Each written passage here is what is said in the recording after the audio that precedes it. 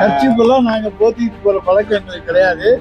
அதுக்கு வந்து தகுதியுள்ள ஒரே அரசியல் தலைவர் இந்தியாவிலேயே. அவர் பிஜேபியினுடைய ஸ்லீப்பர் செல். அமித்ஷா அழைத்தால் ஓடுவார். ரிமோட் கண்ட்ரோல் இன்றைக்கும் இயங்கிக் கொண்டிருப்பவர்.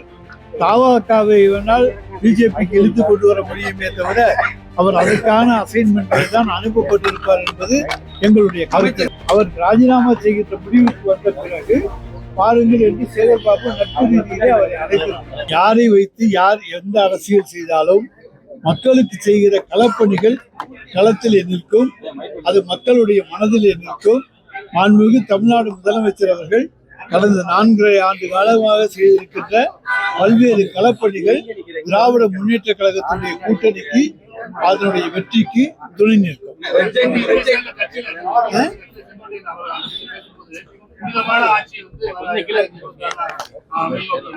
இப்பொழுதும் புனிதமான ஆட்சி தான் நடக்கிறது. எதிர்காலத்திலும் தலைவர் தளபதி தலைமையிலே புனிதமான ஆட்சி தான் நடக்கும். ரெட் ஜெயண்டுக்கு வந்து அமலாக்கத்துறை வந்தோன்னா கட்சிப்ப கூட எடுக்காம வந்து டெல்லிக்கு வந்து தமிழ்நாடு முதலமைச்சர் சென்றாருன்னு எடப்பாடி பழனிசாமி வந்து விமர்சனம் பண்ணியிருக்காரு.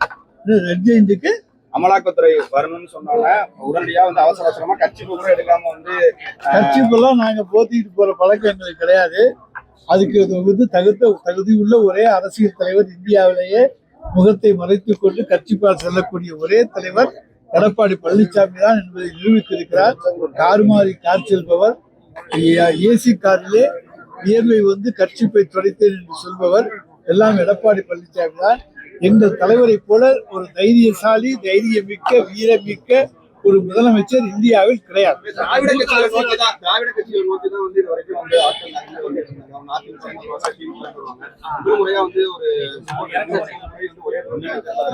அவர் வந்து தமிழக வெற்றி. அதாவது என்னை பொறுத்த வரைக்கும் செங்கோட்டையில வந்து பிஜேபியினுடைய ஸ்லீப்பர் செல்லாக பார்க்கிறேன். அது உண்மையா என்பதை விரைவில் நிரூபிக்கும்.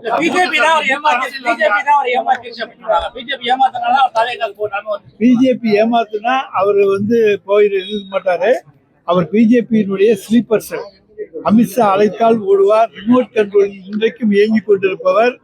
தாவாக்காவை வேணால் பிஜேபிக்கு இழுத்து கொண்டு வர முடியுமே தவிர அவர் அதற்கான அசைன்மெண்ட்களை தான் அனுப்பப்பட்டிருப்பார் என்பது எங்களுடைய கருத்து.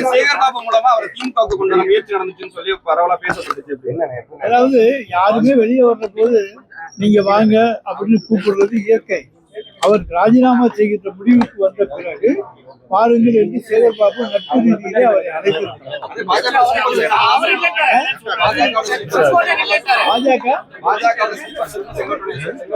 அது ஸ்லீப்பர் செல்லா இருக்கிறதுனால தான் அவர் வரல.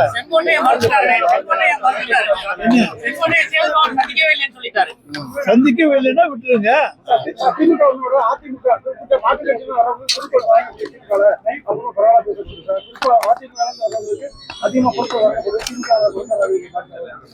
திமுகவின் உழைக்கும் தொண்டன் என்றைக்குமே எந்த பதவியையும் எதிர்பார்ப்பவன் அல்ல. தன்னுடைய தலைவர் தளபதி அவர்கள், அதை போல முன்னாள் தலைவர் கலைஞர் அவர்கள், அதை போல தொடர்ந்து உதயநிதி ஸ்டாலின் அவர்கள் இவர்களை பதவியிலே அமர்த்தி அழகு பார்க்க வேண்டும் என்று எண்ணுகின்றவன் தான் உண்மையான திராவிட முன்னேற்ற கழக தொண்டன். அவன் தான் எந்த பதவியையும் எதிர்பார்ப்பவன்.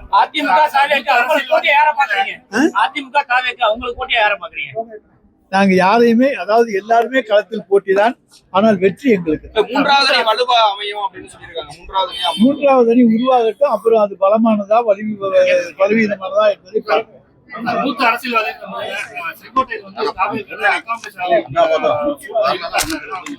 சார், எடப்பாடி பழனிசாமி அவரை வெறுத்து விரட்டி விட்டார். அவருக்கும் நல்ல புரிதல் கிடையாது. அதே நேரத்தில் பாரதிய ஜனதா கட்சியோடு செங்கோட்டையனுக்கு நல்ல புரிதல் உண்டு. அவரது எந்த பொறுப்பும் இல்லாமல் அமித்ஷாவை போய் டெல்லியிலே சந்தித்து வந்து அதற்கு பிறகு அவர் ஒரு முடிவெடுக்கிறார். தினகரனோடு செல்கிறார், ஓபிஎஸோடு செல்கிறார், சசிகலாவை சந்திக்கிறார். இப்படி பல்வேறு குழப்பங்களை எல்லாம் செய்துவிட்டு கடைசியாக பாரதிய ஜனதாவினுடைய ஸ்லீப்பர் செல்லாக இறுதியில இன்றைக்கு தாவாவுக்கு சென்றார்.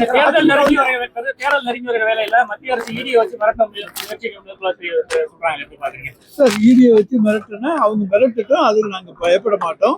எதையும் எதிர்கொள்ளக்கூடிய தைரியமும் துணிச்சலும் எங்களுக்கு இருக்கிறது. என்ன, ஈடி ரெய்டு கூட நேற்று கூட புதுக்கோட்டையில் எங்கேயோ வரப்போறதா சொன்னாங்க.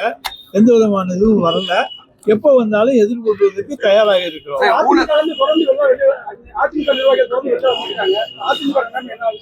சார், அதை நாங்க இன்னைக்கு ஒரு பொருட்டாவே எடுத்துக்கலன்னு சொல்றோமே. அது அதிமுக பலவீனப்படுத்தி விட்டது. எடப்பாடி தலைமையிலே தொடர் தோல்விகளை சந்தித்துக் கொண்டிருக்கிற இயக்கம் தான் அதிமுக. ஊழல் இல்லாத ஆட்சி அமைப்புன்னு சொல்லி தான் தமிழக சொல்லியிருக்காங்க. அதே நேரத்துல ஜெயலலிதாவுடைய படத்தோட தான் செங்கோட்டையன் அந்த கட்சியில போய் எப்படி பாக்குறீங்க சார்? சினிமாவில் நடிக்கிறவங்களுக்கு ஊழல் இல்லைன்னு சொல்லி எதுவுமே சொல்ல முடியாது. கருப்பு படம் தான் சினிமாவில் முதல் படம். எனவே கருப்பு படம் வாங்காமல் எந்த சினிமா நடிகரும் இருக்க முடியாது. 100 கோடி 200 கோடி வாங்கினா அவ்வளவு கணக்கில் காமிச்சிட்டு 80 கோடியை கொண்டு யாரும் டாக்ஸ் கட்ட மாட்டாங்க. அதனால ஊழலை ஒழிக்கப் போகிறோம் என்று சொல்லுகின்றவர்கள் தங்கள் ஊழலை அம்பலப்படுத்திவிட்டு அதற்கு பிறகு ஒழிக்க வரணும். டயா பூஸ்டர் சுகருடைய ரிமோட் கண்ட்ரோல் இனி உங்க கையில. அனைத்து மருந்து கடைகளிலும் கிடைக்கும். செய்திகளை உடனுக்குடன் தெரிந்து கொள்ள கீழ்கண்ட கேபிள் மற்றும் டிடிஹெச் நெட்வொர்க்குகளில் எம்நாடு செய்தி தொலைக்காட்சியை காணுங்கள். பாதகம் செய்பவரை கண்டால் நாம் பயம் கொள்ளலாகாது பாப்பா. மோதி மிதித்து விடு பாப்பா, அவர் முகத்தில் உமிழ்ந்து விடு பாப்பா. அண்மை செய்திகளை உடனுக்குடன் தெரிந்து கொள்ள இணைந்திருங்கள் எம்நாடு தொலைக்காட்சியுடன்.